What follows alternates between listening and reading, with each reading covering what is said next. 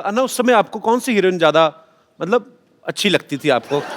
खूबसूरत। आप देश हित में काम करते हो, कई कई दिन तक आप अनशन करते हैं, आंदोलन करते हैं, आप पूरे देश में भ्रमण करते हैं। अगर आपकी शादी हुई होती तो बीवी तो एक एक घंटे बाद फोन करके पूछती। शादी तो वो तो पूछती बीवी तो। यही तो खतरा मुझे लग रहा था।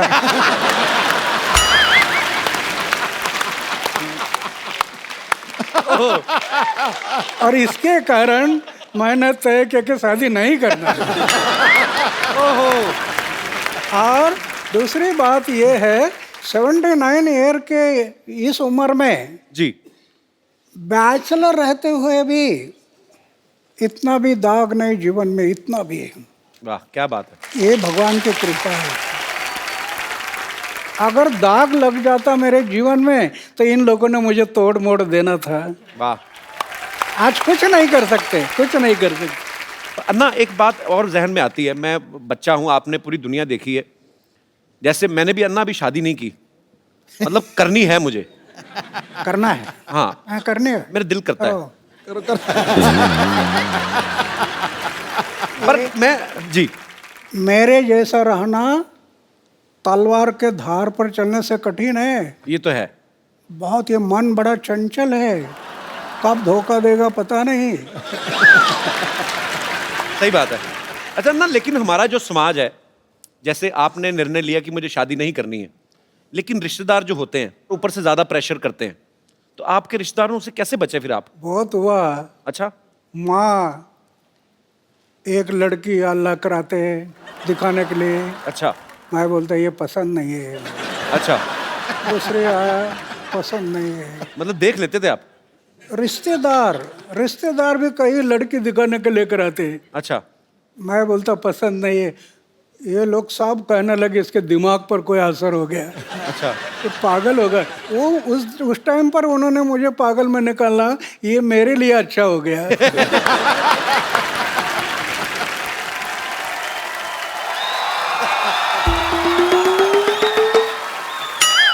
हेलो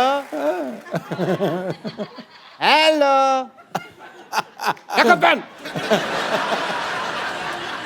अरे what A patriotic day. Anna Hazare साहब आए हुए हैं। सर नमस्कार। माई सेल्फ डॉक्टर मशहूर गुलाटी, MKNJ। MKNJ मतलब? मैंने कहा जी नमस्ते, दिख नहीं रहा, कर भी रहा हूँ फिर भी पूछ रहे हो यार। ओके अन्ना जी, आप अहिंसा के पुजारी हैं। बैठिए डॉक्टर साहब, इधर आइए। आज वैसे नहीं बिठा रहे? नहीं नहीं। क्यों? अन्ना के सामने बदतमीजी नहीं करनी, बैठिए। इतनी इज्जत आज तक इस आदमी ने मुझे नहीं दी।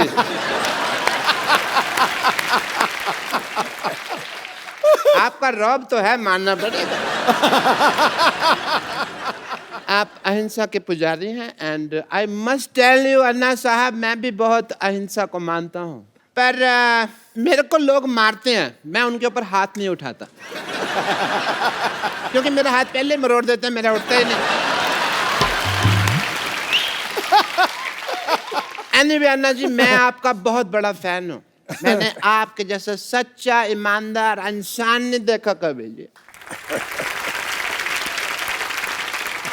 और मैंने आपके जैसा झूठा 420 नहीं देखा कभी। आप अन्ना के फैन कैसे हो सकते हैं? एक भी आदत है आप में अन्ना जैसी? अरे क्या बात कर रहे हो यार। और मैंने ना अन्ना की तरह समाज सेवा करने का ठान लिया है, पता है आपको। मैंने ना गरीबों में राशन बांटा, आपको पता है। और बाद में अन्ना दुकानदार ने पीटा इनको क्योंकि उसका राशन बिना पूछे बांट रहे थे ये। भाई मुझे नहीं पता था ना कि दान देने के लिए पूछने की जरूरत होती है। मैंने तो ये सुना था भी राइट हैंड से दान दो तो लेफ्ट हैंड को पता नहीं चलना चाहिए, तो मैंने ये बाएं हाथ जेब में डाल लिया। पर दुकानदार ने देख लिया, फिर दाएं बाएं दोनों से उसने मुझे पीटा। खैर छोड़ो इस बात को। आपको पता है कि एक बार मैंने 4 लोगों के साथ मिलके एक बुजुर्ग आदमी को सड़क पार कराई है। तो आप अकेले भी करा सकते थे, 4 लोगों की क्या जरूरत थी? वो मान नहीं रहा था ना सड़क पार करने को, तो जबरदस्ती की मैंने। मैंने कहा इसकी सुनेंगे तो हम तो कभी समाज सेवा कर ही नहीं पाएंगे ना। आपको इस बात के लिए मार पड़ सकती है डॉक्टर साहब। अब अहिंसा के पुजारी यहाँ बैठे हुए हैं और तुम हिंसा की बात कर रहे हो। अच्छा अन्ना जी एक बात बताइए, आप अनशन पे बैठते हैं, धरने पे बैठते हैं, आपको कोई कुछ नहीं कहता, मेरे को उठा के बाहर फेंक देते हैं, ऐसा क्यों? तुमने कब दिया धरना? तो झूठ बोल रहे हो आप तो। मैंने धरना दिया ना, वो पब्लिक गार्डन में 200 दिन धरना दिया मैंने। अन्ना इसने पता क्या किया? ये पब्लिक गार्डन में बैठ गए, बैठे बैठे इन्होंने वहां पे जाके कमरा बना लिया एक। उसको धरना थोड़ी, उसको तो कब्जा बोलते हैं। कमरा नहीं बनाया था, 2 BHK बनाया था वहां पे। अन्ना ये आदमी बहुत झूठा है, ये नकली डॉक्टर है, इसके पास ये डिग्री भी फर्जी है। फर्जी? चुप कर रहे हो, फर्जी डिग्री कैसी है? मैंने 10,000 रुपए में खरीदी है ये डिग्री। Get out! पाजी आपको पता है,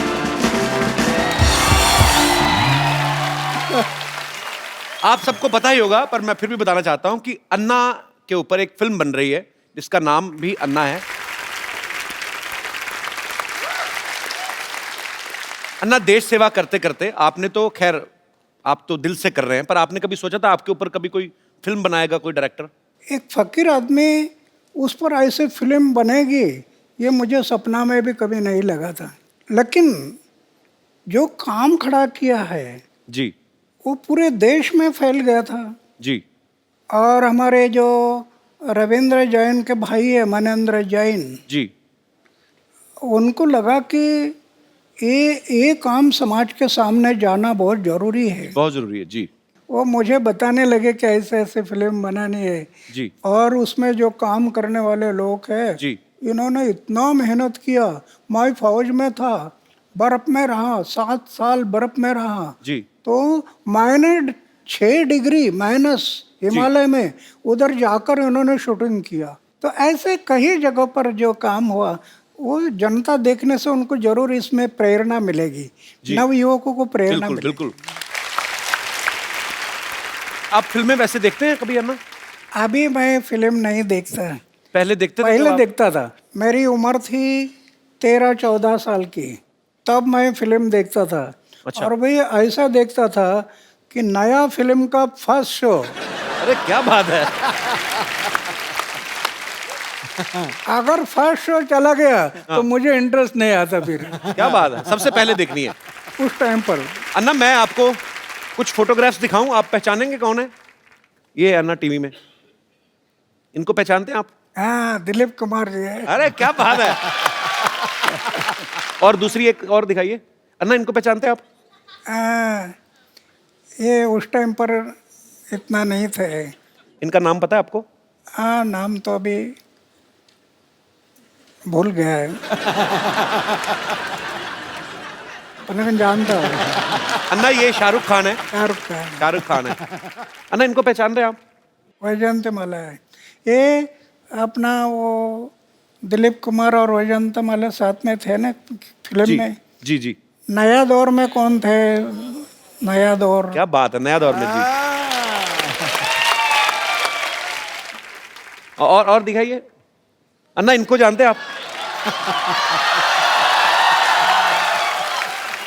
अन्ना, ये मुझे बहुत अच्छी लगती हैं। मतलब अच्छे तरीके में अच्छी लगती है, मतलब बहुत अच्छा काम करती हैं ये। अच्छा। अन्ना, ये दीपिका पादुकोण है। दीपिका। दीपिका हाँ। बहुत प्यारी है अन्ना।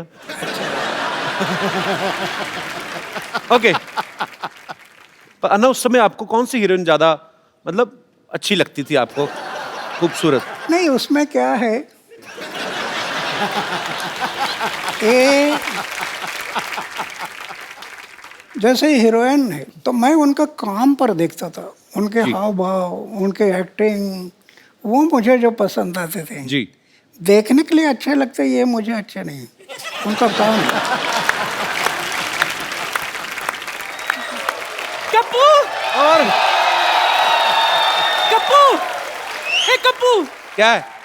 वो किशन जी आने वाले थे, आए क्या? कप्पू आई!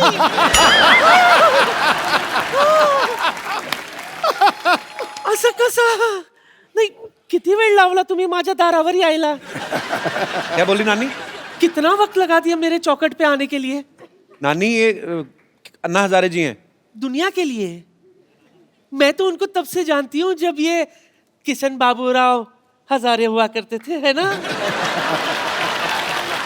मुंबई में इनकी फूलों की दुकान थी। अच्छा। हाँ, ये देखिए मैं आपके लिए क्या लाई हूँ।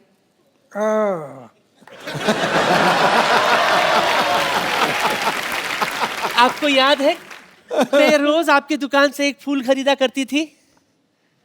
अभी तो 60 साल बीत गए, अभी कहाँ याद करोगे। रोज इनके दुकान से एक एक फूल इकट्ठा किया करती थी मैं, फिर उसका वरमाला बनाती थी। फिर एक दिन गाय आकर पूरा पूरा वरमाला खा गई। मेरा सपना धरा का धरा रह गया। लेकिन सच कहूं, मुझे उस बात का बिल्कुल भी अफसोस नहीं है। मुझे तो इस बात की खुशी है कि अगर आपकी शादी होती ना, वो लड़की बहुत खुशनसीब होती, क्योंकि उसको खाना कम बनाना पड़ता था ना, क्योंकि हर वक्त आप तो अनशन पे बैठे रहते है ना। नानी, इनको घर नहीं बसाना था ना, इनको देश बसाना था, इसलिए उन्होंने शादी नहीं की। लेकिन मेरे अरमान तो अधूरे रह गए ना। हाँ?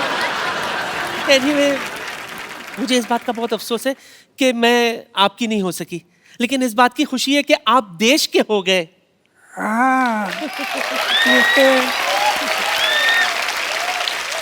इसलिए तो मैं भगवान के आभार मानता हूँ कि मैं पूरा देश का बन गया। सच सच सच सच सच। इसलिए मेरे लिए तो आपके चरणों की धूली काफी है। नानी, ना। एक मिनट। नहीं। वो स्वच्छ भारत अभियान से जुड़े, उनके चरणों में धूल है ही नहीं। हाँ, उनके वो साफ सुथरे रहते हैं, साफ सुथरे। चलो माफी मांगो अन्ना से। अन्ना जी माफ करना।